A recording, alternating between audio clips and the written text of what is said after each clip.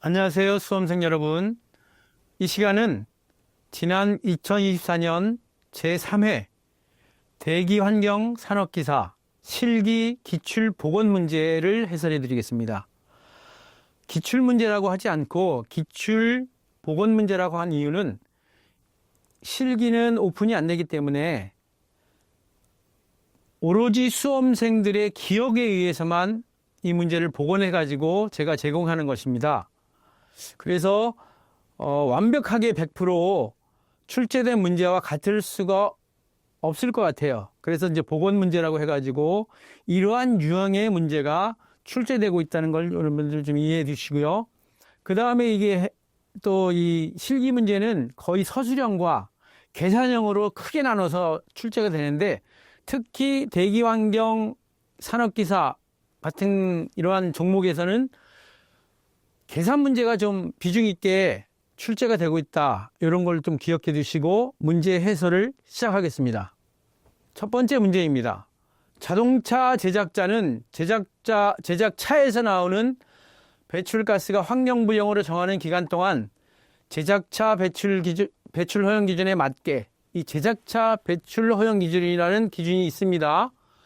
성능을 유지하도록 제작하여야 하는데, 다음 표에 나타난 이 배출가스 보증 기간에 대해서 요 가로 안에 기역, 니은, 디귿, 미음, 비읍에 그 맞는 숫자를 적으시오 해가지고 이게 6개거든요. 그래서 6점 하나마다 1점씩 이제 부여가 되는데, 요거는 대기환경보전법 시행규칙에 별표에 또 이게 나옵니다. 별표에. 그냥 규칙에도 나온 것이 아니라 별표에 나온다는 것입니다.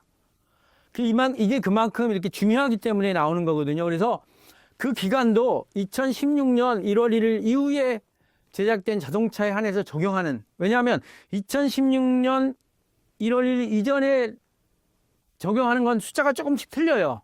그래서 가장 최근 거를 반영시켜서 문제가 출제됐습니다. 사용연료가 휘발유를 사용하는 차이냐, 천연가스를 사용하는 차이냐, 경유를 사용하는 차이냐에 따라서 자동차 종류별로 적용기간이 몇 년 또는 주행거리가 몇 킬로미터이냐, 이걸 물어본 거거든요.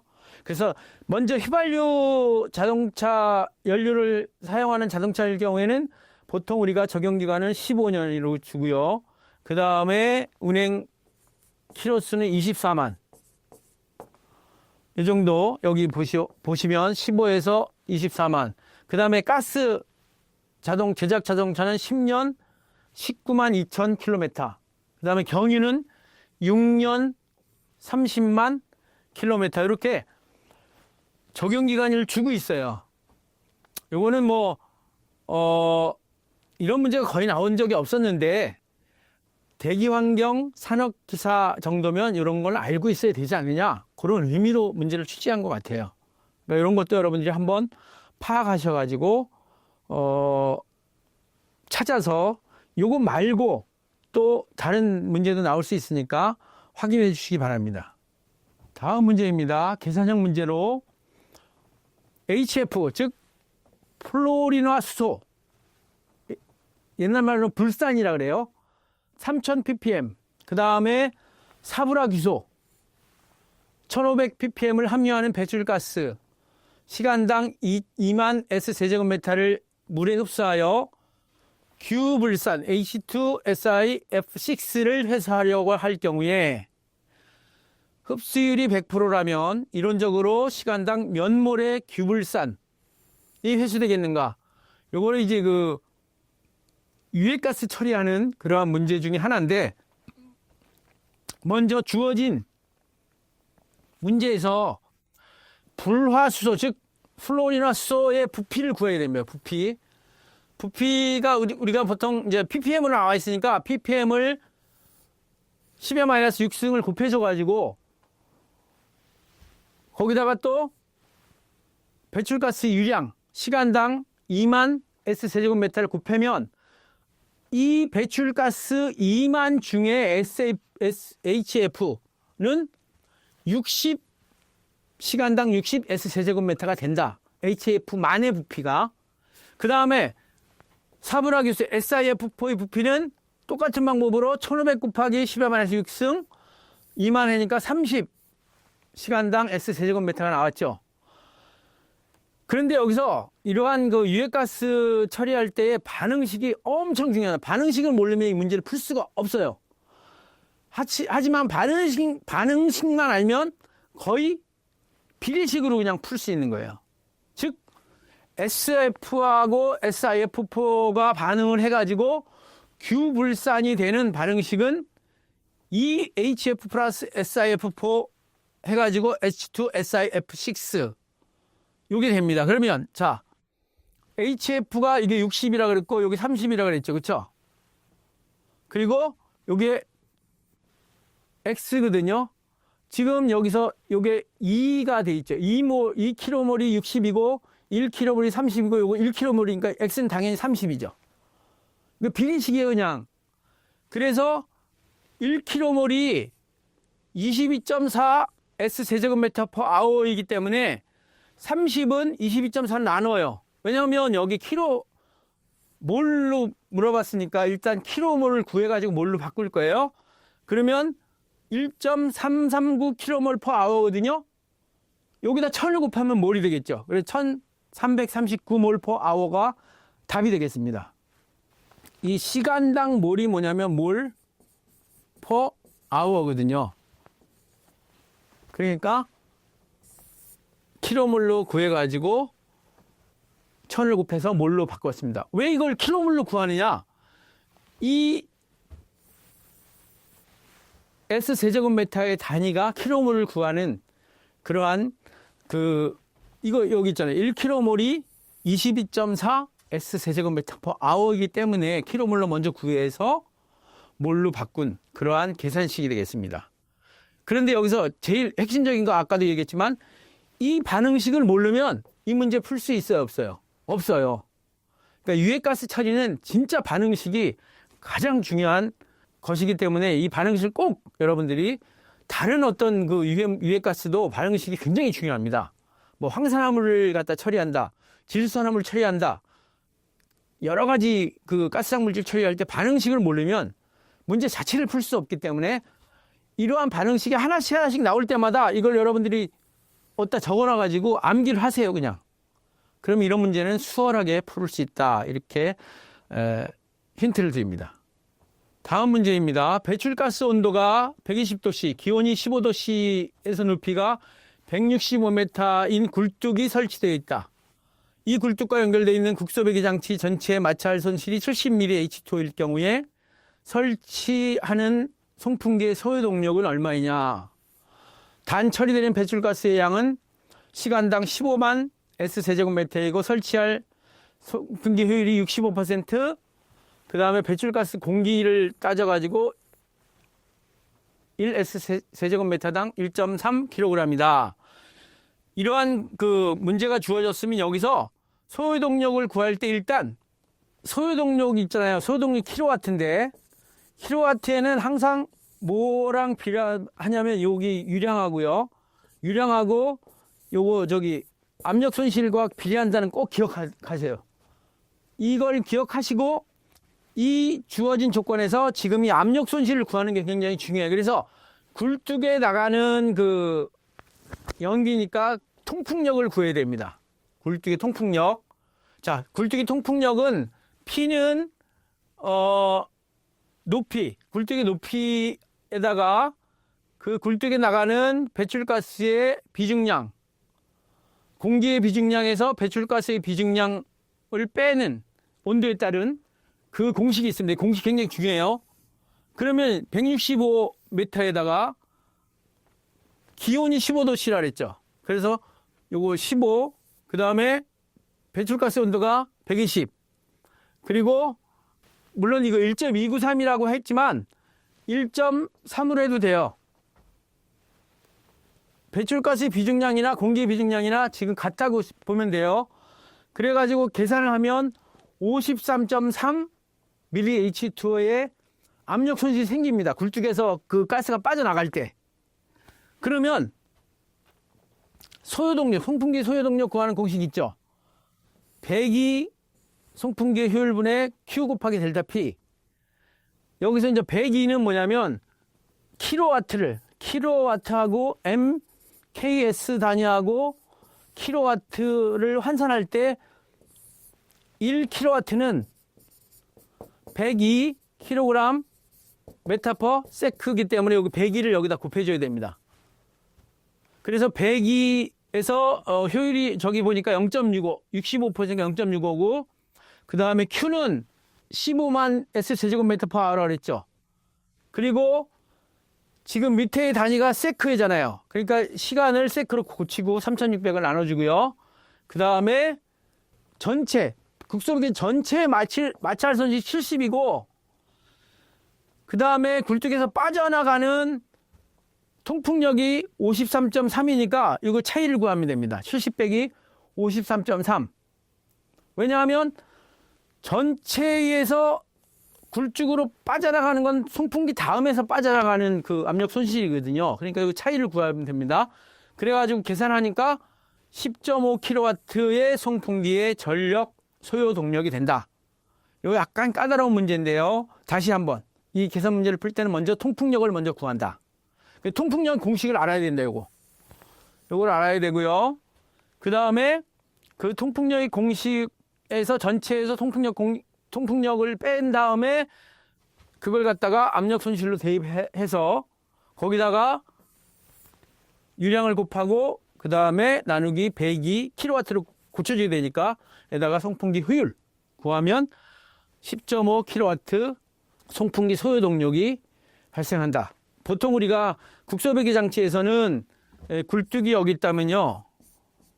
굴뚝 앞에 송풍기가 있어요. 그리고 여기 이제 국소배기 장치가 있어요. 그래서 여기서 빨아들이는 힘이, 여기 이거 돌리는 힘이, 모터가 있어요. 모터, 전동기. 전동기에서 여기 빨아들이는 힘이고 여기서 나가는 힘이거든요.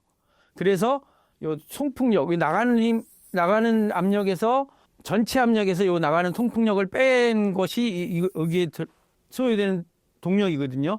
그래서 이렇게 계산이 된다. 이런 문제에 숫자를 바꿔가지고 계속 출제될 수 있기 때문에 여러분이 잘 기억하시고 계산을 확실히 해주시는 것이 좋습니다. 예, 다음 문제입니다. 어떤 집진장치의 입구와 출구, 그러니까 집진장치가 이렇게 있는데 여기서 들어오는 거하고 여기서 나가는 거하고, 그럼 여기서 이제 먼지가 제거가 되겠죠.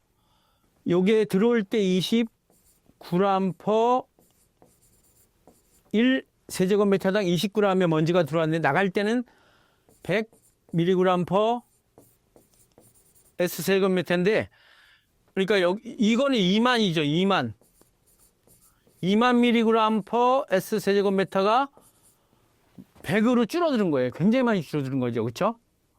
자, 그런 중에서 요 20 중에 0에서 5 마이크로미터의 먼지가 30% 포함되어 있고요. 그 다음에 요 100 중에 출구 나갈 때는 50%가 포함되어 있대요. 그러면 이 0에서 5 마이크로미터의 먼지의 부분 집중률이 얼마냐? 그 부분 집중률을 구하는 공식이 이 공식입니다. 굉장히 중요합니다, 이거. 즉, 1 마이너스 처음 들어오는 거 20g이라 그랬죠. 20g에다가 그게 몇 퍼센트 있다 그랬어요. 30% 있다, 0.3. 그 다음에 분자는 나가는 거. 이게 100mg이니까 요거랑 단위를 맞춰주기 위하면 0.1g이죠. 그 0.1에다가 그게 50% 있다. 그래서 요걸 계산하면 0.992가 나오거든요. 그러면 퍼센트를 고치면 저기다 100을 곱해야 되겠죠. 그럼 99.2%의 이 집진장치에 의해서 0에서 5 마이크로미터의 먼지가 제거가 됐다. 이렇게 생각하시면 되겠습니다. 다음 문제입니다. 굴뚝 배출가스 중에 플로리나 수소가 300ppm이었다. 이 가스를 세정기를 이용하여 23mg per S제곱미터로 유지하려면 세정기의 HF 제거효율은 몇 퍼센트로 설계되느냐, 이런 문제가 딱 나왔는데 약간 당황스러운 게 뭐냐면 이거는 ppm으로 나오고 이거는 mg per S제곱미터로 나왔잖아요. 단위를 통일시켜야 돼요. 그러기 위해서 보면 프로리나 수소 300ppm을 mg/s 세제곱미터로 환산을 해야 됩니다. 즉 300에서 22.4분의 H가 1이고 F가 19잖아요. 그러면 분자량은 20이에요. 그 22.4분의 M 하면 267.9mg/s 세제곱미터거든요. 그러면 제거 효율은 어떻게 되냐면 1-CI분의 CO 거든요. 그러니까 1-267.9분의 23에서 전체 곱하기 하니까 제거 효율은 91.4%다. 이렇게 해서 이제 간단하게 제거 효율을 구할 수 있는 문제입니다. 다음 문제입니다. 단색화 장치를 사용하여 광원위에서 나오는 빛 중에 좁은 파장 범위의 빛만을 선택한 뒤 액칭을 통과시켰다. 이런 말이 나오면 램버트 비어의 법칙도 사용하라 그랬으니까 이런 셀에다가 빛을 투과해가지고 여기 빛이 투과되는데 이게 이제 셀이에요. 셀이고 이건 자외선 가시선 분간 강도계라고 생각하시면 돼요. 입사광의 강도가 1이고 여기 1이고 여기 0.2래요. 그러면 0.8이 흡수가 된 거죠. 1 빼기 0.2니까 그죠? 그럴 경우에 흑강도 A는 얼마냐? 흑강도를 보통 우리가 A라고 해요. 그래서 먼저 흑강도를 구하기 전에 투과도를 구합니다. 1이 들어와서 0.2가 나왔다. 그러면 투과도 0.2예요. 그럼 흑강도는 투과도분의 로그 투과도분의 1이거든요. 요 램버트 비어 법칙을 알아셔야 돼요. 이 램버트 비어 법칙을 모르면 이 문제도 풀 수가 없죠. 그래서 로그 0.2분의 1은 흑강도는 0.7이 되겠다. 그래서 이 흑강도를 이제 나중에는 이 흑강도를 이용해 가지고 또 농도를 또 밝혀낼 수가 있습니다. 자, 이 문제는 자외선, 가시선, 분가 강도계에서 출시할 수 있는 문제다. 이걸 기억해 주시기 바랍니다. 다음 문제입니다. 입구에서의 분진 농도가 20g/s 세제곱미터. 이 남진가스를 여과 집진기를 이용하여 출구에서의 분진 농도를 0.5g/s 세제곱미터로 유지하고자 한다. 이 여과 집진 장치의 대표적인 게 뭐예요? 백필터죠. 이 여과 집진 장치 분진 부하가 146g/제곱미터일 때 요 말은 뭐냐면 요 제곱미터는 뭐냐면 이 백이 이런 백인데 요 면적 1m 제곱당 146g의 먼지가 달라붙어 가지고 제거할 수 있다는 의미예요. 탈진해 줘야 되는데 탈진 주기가 얼마냐, 몇 분이냐, 여과 속도, 겉보기 여과 속도는 이 백필터를 통과하는 속도예요. 초당 2cm. 굉장히 천천히 흘러가는 거죠. 이게 100% 제거된다. 그러면 이 문제에서 꼭 알아둘 게 뭐냐면 먼지 부하를 먼저 구해야 됩니다. 먼지 부하. 그게 뭐냐면 LD예요. 더스트 로딩 해가지고 이게 요겁니다. 입구에서의 먼지 농도 곱하기 그 다음에 겉보기 여과 속도 그 다음에 탈진 시간 그 다음에 효율이거든요. 이 먼지 부하 식에서 지금 T를 구하는 거예요. 저 식에서 T를 구하려니까 이 식이 이 식으로 바뀌었죠. 그쵸? 근데 여기서 부하가 146이라고 그랬잖아요. 146. 그럼 146 대입하고 그 다음에 처음에 들어올 때가 20이죠. 20. 그 다음에 겉보기 여과 속도 2cm/s죠. 그리고 이 센티미터를 밑으로 고쳐요. 그래서 10의 -2승. 왜냐면 1m는 100cm니까 바꾸려면 10의 -2승 곱해줘야 되겠죠. 그리고 효율이 100% 제거된다며요. 그러니까 1이죠. 1. 100% 1일. 요걸 대입하면 365초가 나와요. 그럼 365초를 갖다가 우리가 미니트로 바꾸라 그랬으니까 60을 나눠줘야 되겠죠. 그러면 6.08 미니트. 이 말이 뭐냐면 6분에 한 번씩 여기 쌓인 먼지를 털어내줘야 된다 이거예요. 진동장치나 아니면 타봉 장치로 이걸 갖다 털어내 줘야 된다. 흔들흔들하는 또 역 분사 장치를 해가지고 이걸 갖다 털어내 줘야 된다. 원래 이 백필타는 이게 여기 먼지가 들어가고 이 안에 먼지가 쌓이거든요. 그럼 여기서 이걸 흔들어주면 여기 안에 먼지가 다시 밑으로 빠져나가고, 또는 여기에 공기를 쐬주면 먼지가 떨어져 나가서 밑으로 들어가거든요. 이 공식 굉장히 중요합니다. 이 탈진 주기를 구하는 공식. 그거는 뭐냐면 먼지 부하 공식에서 유도해낸다. 이렇게 생각하시면 되겠습니다. 이런 문제 많이 나올 수 있는 문제이기 때문에 잘 좀 공식 확인하셔서 습득해 주시기 바랍니다. 다음 문제입니다. 다음은 굴뚝 배출가스 중 가스성 물질의 시료 채취 시 사용하는 흡수액이다. 이거는 그 대기오염 공정 시험 기준에 나오는 거를 여기다 이제 출제한 것 같아요. 이 흡수액으로 분석할 수 있는 분석 물질 한 가지씩. 분산 용액은 당연히 암모니아예요. 그다음에 다이에틸 아민 구리 용액은 이氧화탄소고, 수산화 소듐 용액 0.1몰 퍼 리터는 많아요. 이 흡수액은 되게 많은 그 물질을 흡수액을 사용할 수 있어요. 그래서 요 플로린 화합물, 브로민 화합물, 페놀, 비소, 하나, 둘, 셋, 넷, 5개 중에 하나만 써도 정답이 되겠어요. 다 쓸 필요는 없고요. 근데 기본적으로 이제 암모니아, 이氧화탄소, 염화수 이렇게 쓰면 되겠죠. 요거는 다시 한번 얘기했지만 대기오염 공정시험 기준에 흡수액하고 그 채취 물질에 딱 나와 있는, 표에 나와 있는 것입니다. 다음 문제입니다. 메탄올. 메탄은 메틸 알코올이에요. 1CH3OH. 에탄올 C2H5OH. 이건 우리가 좋아하는 술의 원료죠. 1kg을 완전 연소시키는 데 필요한 이론산소량. 이거는 뭐냐면 이 연소 반응식을 아느냐 모르느냐를 갖다가 물어보는 거예요. 그래서 메탄올의 연소 반응식은 연소 반응식 무조건 산소랑 결합시킵니다.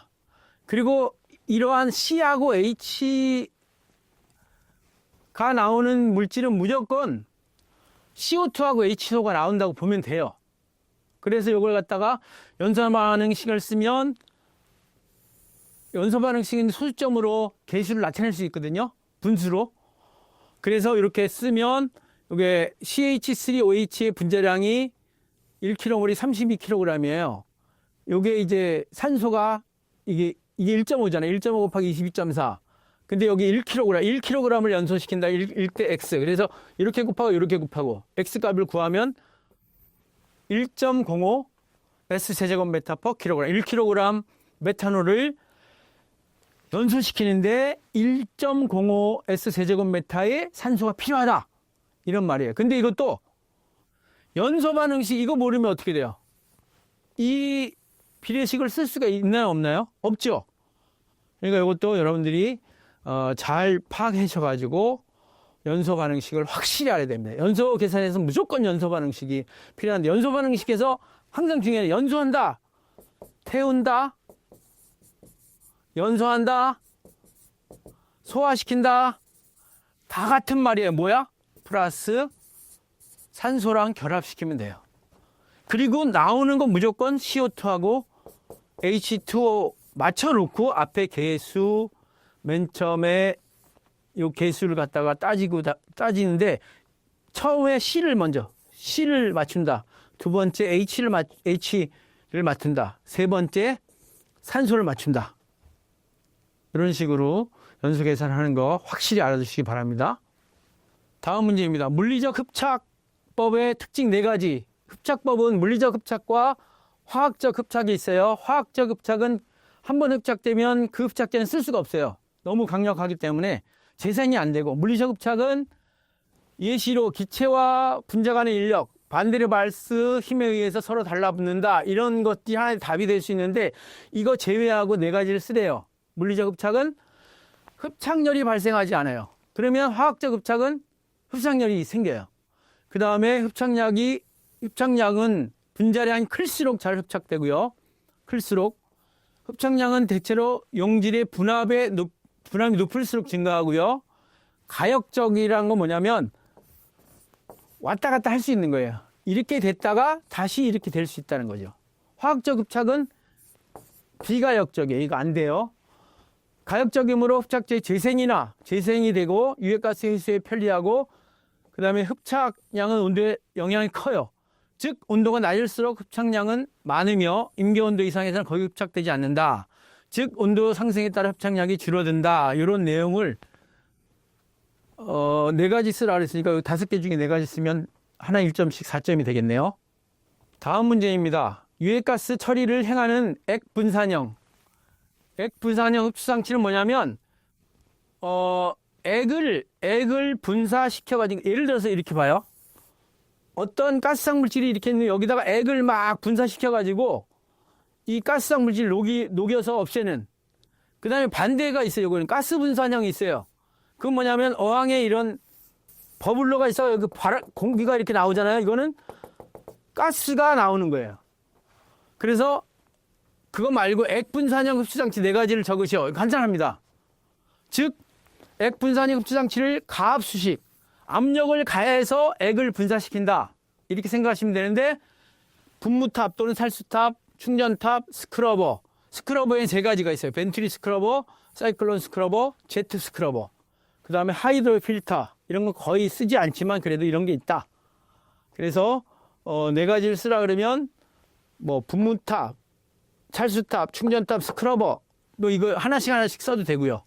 그래서 이게 흡수장치 4가지니까 지금 요거 하나, 둘, 셋, 넷, 다섯, 여섯, 일곱, 8개 중에 4개 쓰면 되겠어요. 그것도 답이 됩니다. 다음 문제입니다. 황함유량이 1.5%인 중유를 공기비 1.3으로 연소시킬 경우에 연료 중에 황성분이 모두 SO2로 전환된다면 습연소 가스는 우리가 GW라고 해요. 여기 W는 습하다. 그래서 wet을 말하고 건연소는 GD라고 합니다. 이건 드라이라고 해요. 지금 이제 이걸 말하는 거죠. 습연소 가스 중에 SO2 농도는 얼마냐? 그런데 이제 단서 조항이 중요합니다. 저발열량 주어지고요. 로진식을 이용하래요. 근데 우리가 여기 문제 풀 때 로진식을 모르면 절대로 이 문제는 풀 수 없습니다.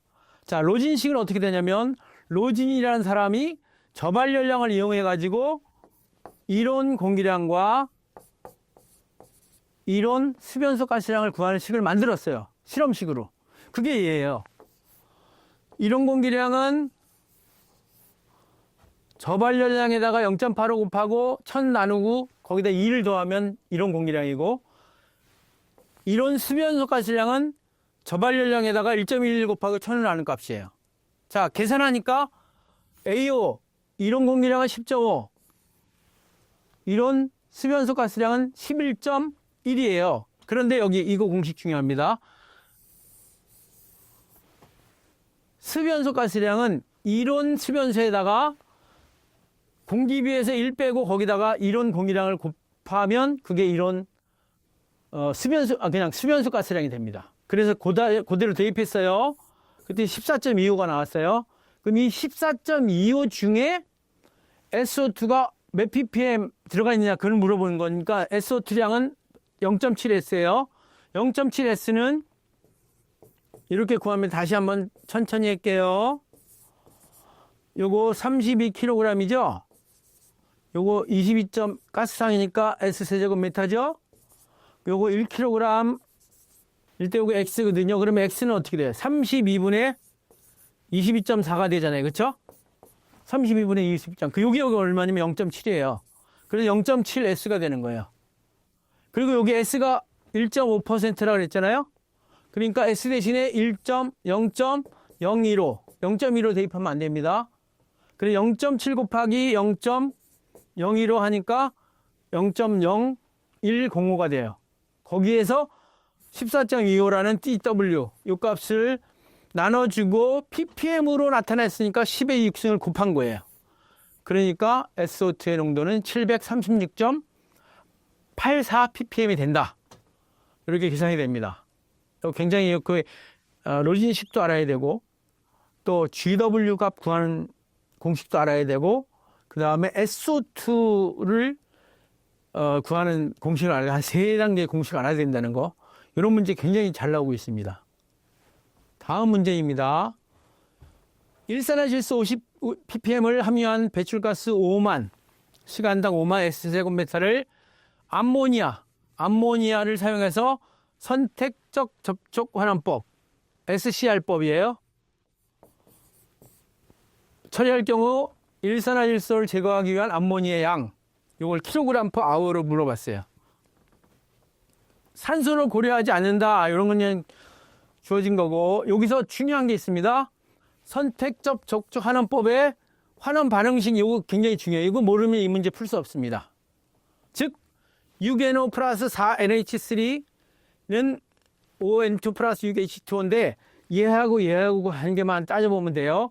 6 곱하기 22.4 대 4 곱하기 NH3는 이 킬로그램을 나타냈어요. 킬로그램으로 해줬어요. 17kg. 그 다음에 50ppm이라 그랬어요. 50ppm은 50 곱하기 10의 말 6승이에요. X. 그래서 이 X를 구하면 1.26kg/h가 된다. 이거 비례식이에요. 그냥 이렇게 곱하고 이렇게 곱해서 X를 구하면 된다.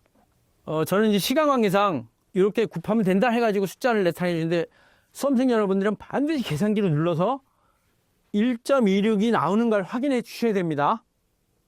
다음 문제입니다. 탄소와 수소, 중량 조성이 각각 탄소는 86%, 수소는 14%인 어떤 액체, 연료를 시간당 100kg으로 연소할 경우에 연소가스 중에 분석을 해보니까 부피 조성으로 CO2가 12.5% 포함되어 있고 산소가 3.5%, 질소가 84%가 포함이 되어 있대요.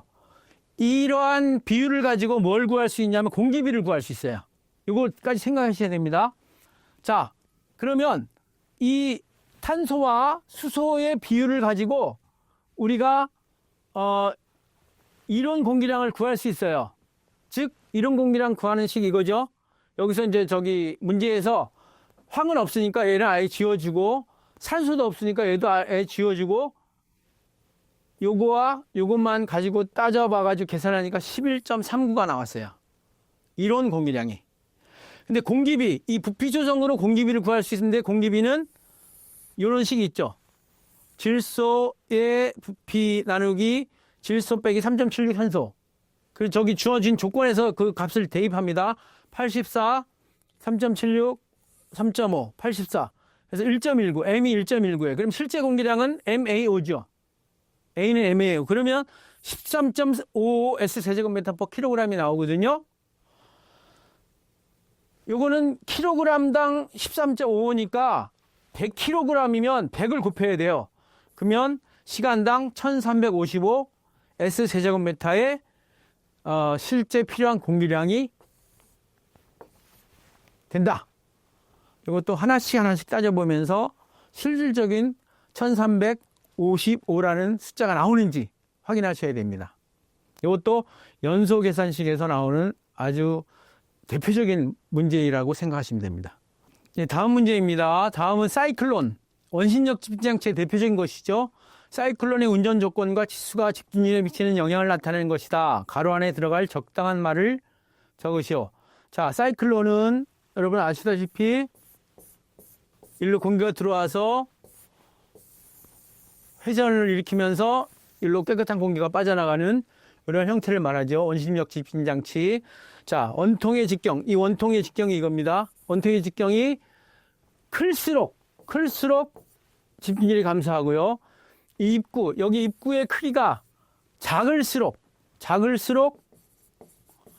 가스 유입 속도가 빨라져 집중률과 압력 분출이 증가하고요.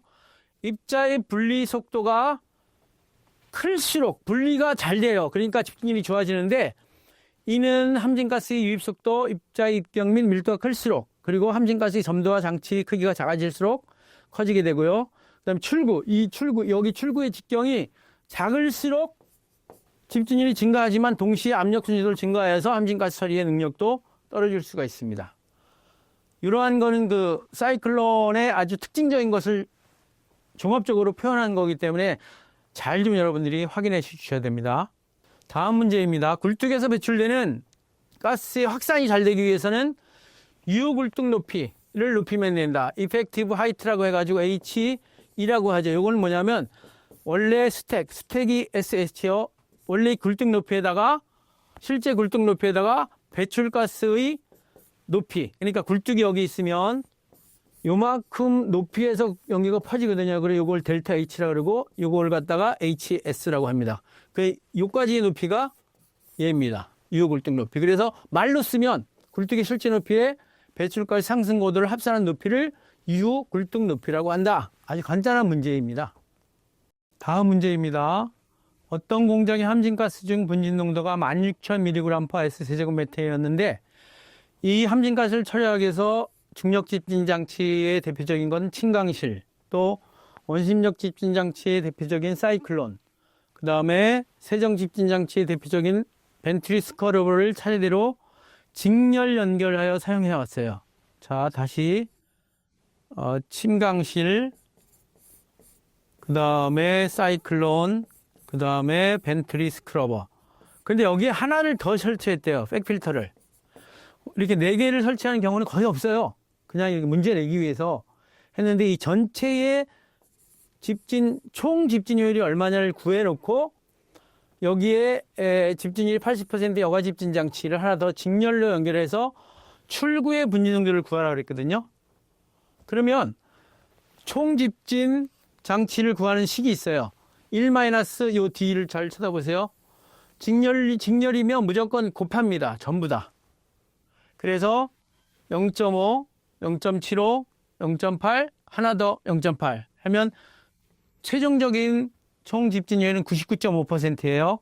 그러면 16,000mg이 99.5%로 제거되면 입구농도에다 통과율, 요 P를 구하는데 요게 P입니다. 그러면 80mg/s 세제곱미터. 16,000이 80으로 줄어드는 거예요. 엄청 줄어들게 되죠. 이렇게 총 집진효율을 구하는 계산 문제도 있다. 이것을 꼭 알아두시기 바랍니다. 다음 문제입니다. 높이가 7.5m가 되는 곳에 입경 100마이크로메타의 입자가 떠 있다.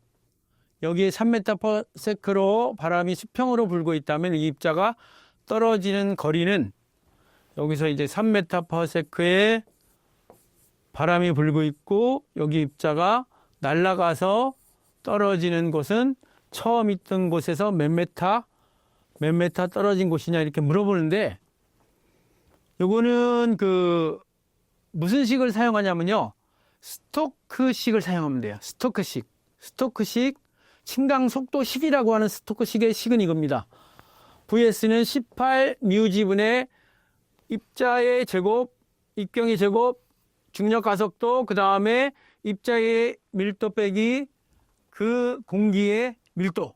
요 스토크식에서 자, 보십시다. 여기 문제가 입경이 100에서 100을 물어봤는데 여기서 속도가 0.6cm/s래요. 그러면 이 공식에서 이 VS와 dP와만 관계, 다른 건 다 똑같다고 생각하는 거예요. 그러면 침강 속도는 dP의 제곱에 관계가 있어요. 비례해요. 그러면 처음에 100제곱미터의 입자의 침강 속도식하고 여기 단서 조건에 10마이크로미터는 0.6이라고 아예 주어졌잖아요. 그렇죠? 그러면 100마이크로짜리는 몰라요. 그래서 VS를 구합니다. VS를 구하니까 10은 0.6cm/s인데 100짜리는 0.6m/s예요. 자, 여기 입자가 이런 식으로 떨어지게 됐죠. 이렇게 벡터식으로 떨어지기 때문에 침강 속도 VS하고 그다음에 높이, 그래서 VS분의 H는 요 수평, 이게 풍속이 U라고 보는 거예요. U분의 그다음에 떨어진 길이 L.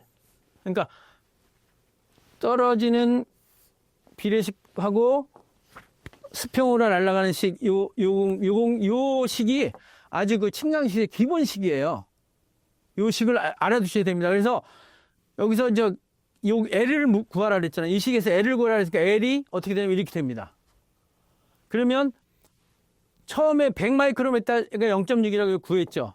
그 다음에 높이가 7.5m라 그러고 그 다음에 풍속이 3m/s라 그랬잖아요. 그러면 37.5m 떨어진 곳에 100마이크로미터의 입자가 떨어졌다. 이렇게 생각하는데, 물론 이제 이거 이론식으로 그렇지만, 실제적으로 그렇지 않지만, 이 이론적인 요 식을 알고 있느냐, 모르고 있느냐, 이걸 물어본 것입니다. 다음 문제입니다. 굴뚝에서 배출되는 배출가스의 평균 온도가 250도씨이고, 대기 온도가 15도씨일 경우에 통풍력이 46mH2래요. 그러면 굴뚝 높이는 어떻게 되냐면, 통풍력 구하는 공식. 굉장히 중요하다 그랬죠?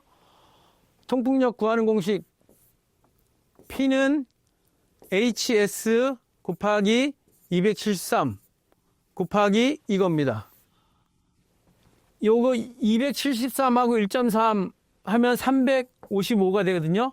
그래서 이게 아예 이거 355 해가지고 273 플러스 T A분의 1 마이너스 273 플러스 T G분의 1 이런 식으로 통풍력 구하는 공식이 있어요. 물론 단위는 미리 H2예요. 그런데 여기 273 빼고 여기 1.3을 대입하고 15도씨 그 다음에 평균 배출가스 250도 해가지고 여기서 HS를 구하는 거예요.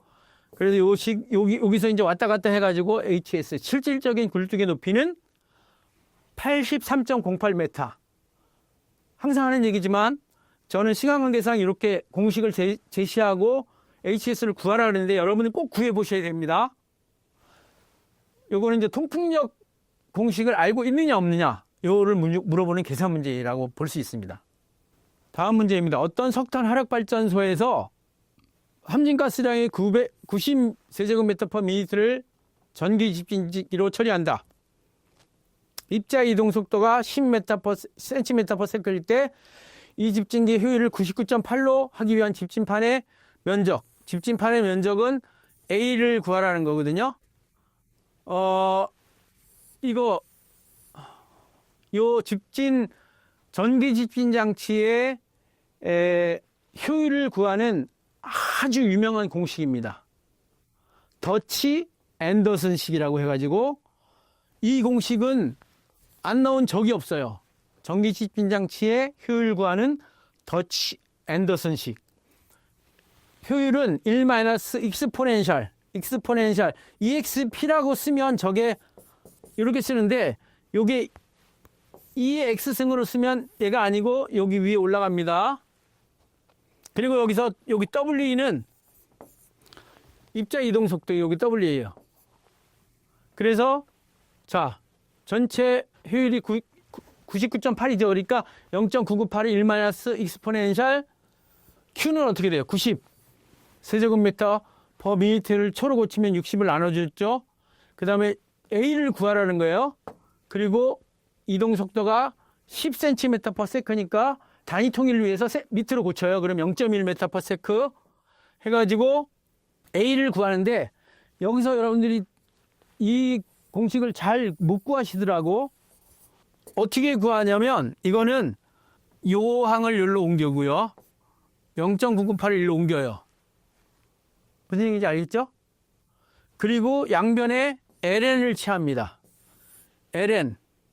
ln이가 1이 돼요. 그래서 90 곱하기 60분의 1 a 곱하기 0.1은 ln 1-0.998이 돼요. 그럼 요거 ln 요 값 구할 수 있거든요. 계산기로. 그리고 이거 일로 옮겨주고 이거 밑에 내리면 A 값이 나오는데 A 값이 93.2 제곱미터. 이게 집진판의 넓이를 말하는 겁니다. 다시 이거 굉장히 중요하니까 시험에 자주 나오고 제가 볼 때는 거의 안 나온 적이 없는 것 같아요. 실기 문제에서도. 전기 집진 장치의 효율 구하는 공식 무슨 식이다? 더치 앤더슨 식이다. 어떻게 생겼냐? 요거다. 요걸 외워두셔야 되고 지금 이 문제에서는 여기서 A를 구하는 것이다. 그럼 다 대입해 놓고 이걸 구할 때는 2의 ln을 취하면 이 자체는 1이 되기 때문에 이게 없어진다. 이것만 남는다. 그리고 여기는 ln을 취해야 돼. 양변 다 ln을 취해야 되니까. 그래가지고 계산 A를 구하면 된다. 요 풀이 방법도 잘 좀 해보시고 정말 93.2 제곱미터가 나오는지 확인해 주시기 바랍니다. 이상으로 2024년 제3회 대기환경 산업기사 실기 기출보건문제 해설을 모두 마치겠습니다. 감사합니다.